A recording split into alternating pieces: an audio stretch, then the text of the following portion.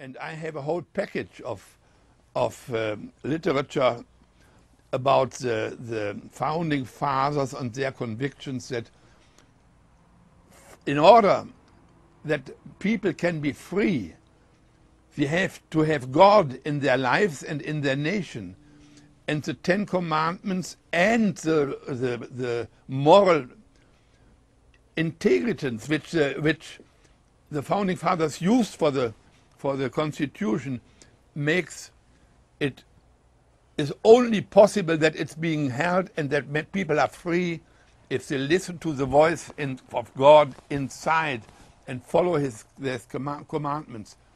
The Nazis threw God and his commandments out of any area of decision. They, godless people, determined what is to be done. And here it is now the same. Obama is being idolized in the schools. That is what Hitler did. Hitler went after the World War veterans. These people ran after the people who want money from the government. And that is not a basis for no nation. It is on the greatness of America. It's their commitment to truth and doing this that it became the richest nation on earth. And now they come on here and want to have a part of it for doing nothing. One has to remember, or one has to know, that everything what happens is about power. With other words, it is the power of God against the power of man. God wants us to be free. Man wants to control each other. And everything what we now experience here in this country, that has, it were other things or other themes, but the motivation is always the same. It is power for us. So all this discussion, and it is not, the issue is not capitalism versus communism or socialism. Socialism and communism are consequences of immorality of those who guide their philosophy then, and the people and the nations who they have under them. They want to control. So everything you hear now, especially with the health, what is it called, the health program, where they want to put the government in charge, they have nothing to do with the medicine or with better serving of healing people, as the doctors in the hospitals have to do. They want to control what is the heart of the lives of the people, so that they decide and make the people dependent on them. So I repeat, it is not a battle between communism and capitalism, even though the consequence of the philosophy of the founding fathers made us the richest nation on earth. The issue is not, I repeat it, capitalism versus socialism. It is God versus man.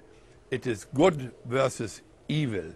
And it is God against godlessness. And since I have experienced godlessness in Germany and see the destruction of my family, the destruction of the nation, and then I see the same forces at work here, I shudder that people don't notice it. And our Congress people in Congress, we don't want any bilateral or bipartisan decisions.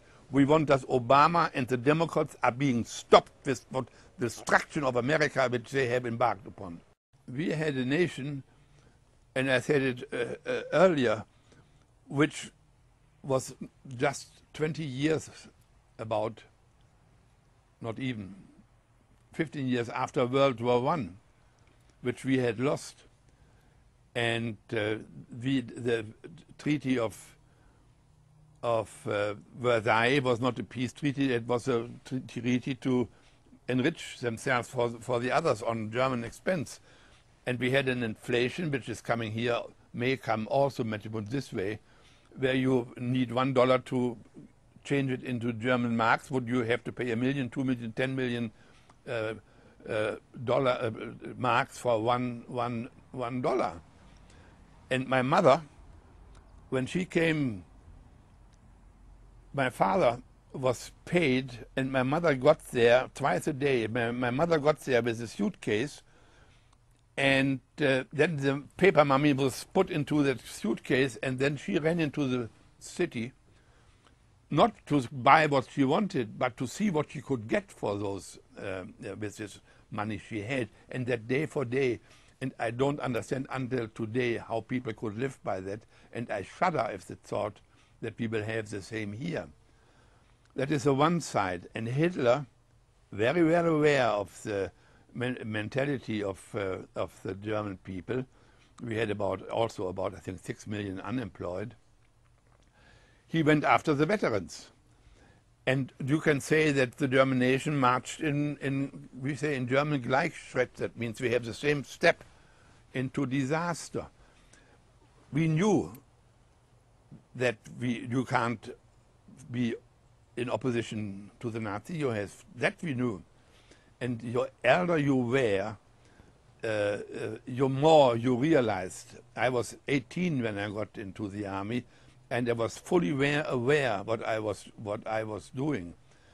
I didn't realize that I was already brainwashed, and I had and when I now get to Germany and tell the people what is happening here, they don't believe me. They just don't believe me that any nation can be so dumb and go after the same immorality as under the Nazis. I heard many speeches. I didn't hear, or I didn't see ever Hitler, but I heard the Nazis speaking. I heard in the school we had a teacher, when he spoke of God, he made jokes about God and where you put your rope into it, and then he laughed, and everybody laughed, found that comical, but we didn't know what he was laughing about. But you got those things where you realized that you could not say everything you wanted.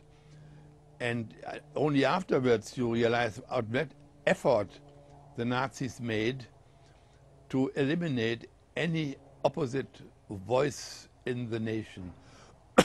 It's like what they're doing here, trying to make a law at the back of the people where they want to finish you, for instance, because you speak and work for the truth, and they don't want that.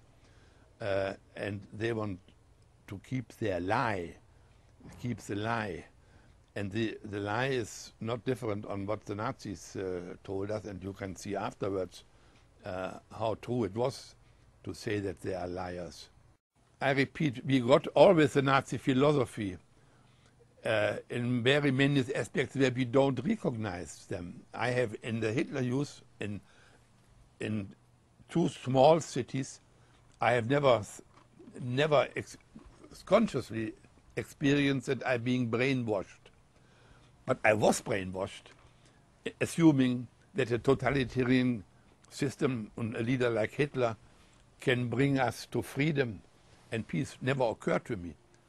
That was a state, that was a government, that was our army, and that is, we are Germans, so you be for Germans. Each person has to look for information which he believes could be honest. Because what the newspapers say, most of them, the so-called mainline newspapers, or the politicians, it's all built on lies. It's not so easy to find out how wrong they are. You have to judge them by their actions. The whole education system here is wrong. It's not in the Constitution that the federal government should run the education. It's a matter of the states of the Union. But the Nazis in school had Darwinism, the evolution theory, which is against God and his creation, is the same here. So how on earth can the children know what is right and wrong? It is the parents who don't fight. It's not. Of course, it's the people who seduce these children, but the responsibility is with the parents, and the families are being destroyed by the same immorality of which the the left is throwing out at all sides. How can the children know what is right and wrong? I don't know how many million divorced families there are, and people who grow up without father or without mother because they can't live with each other. That has to be cured. That is a way to make it impossible to be taken over. I hope that makes that clear. That makes it, I fight that battle, and if the Christians stand up, they would change and really fight for what is right and not for what is wrong. I think we could change the situation fast. The Führer, that is Hitler, said so and so, and then everyone had here, hooray! And they did it.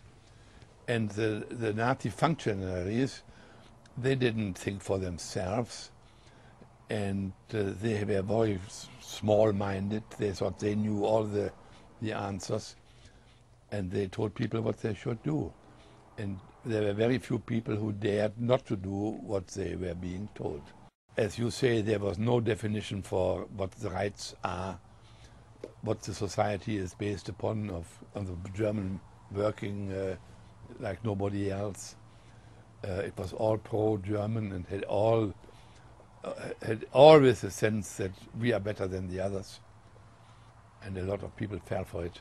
Here in America, the wrong is first of all being promoted as a virtue. But it is the road to a totalitarian system, because a totalitarian system is the abandonment of God's commandments. And where men can only, those who do that, they can only rule if they control everybody. And if you have no moral standards, then you can't judge. If you don't have moral standards, a Christian has to live by the moral standards, and not by the expectation of heaven. Because if you follow the moral standards of God, your way will be all right, and you will recognize who is against it, and then you can think what to do about it. So we have this here in America right now, the judges who do as they see fit, and they introduce legislation which is contrary to God's commandments, and Congress doing nothing. That is the road to disaster. Because we had no really law in Germany at that time. The law was made by the Nazis. And they made a law that the Jews are no good and they had absolutely no right anymore. Now they have others. Here it is not the Jews, but here is the others. It's those who are against you or against the government, where the government decides what is right for you and what is wrong for you, and if you don't do it, we will teach you. So that is a very dangerous road if that happens. What I'm saying is that what we have just discussed, that men decide, groups decide, individuals decide what is right and wrong, it is no different to a nation not knowing what is right and wrong. And I speak, when I say the role of God in human society is a lifeline of the battle which we have to fight. This is part of what I call the insurrection of humanity against God, which means the organized retreat from God's commandments in the national infrastructure, or the infrastructure of a nation, where God's commandments are being taken out, and new, like abortion, for instance, in most Western countries, it has become part of the law. It may be part of the law, but it is not lawful, and it is immoral. It is murder. And you have various things like this, which are being proposed by the same politicians who at the same time want to lead you in a collective socialist society.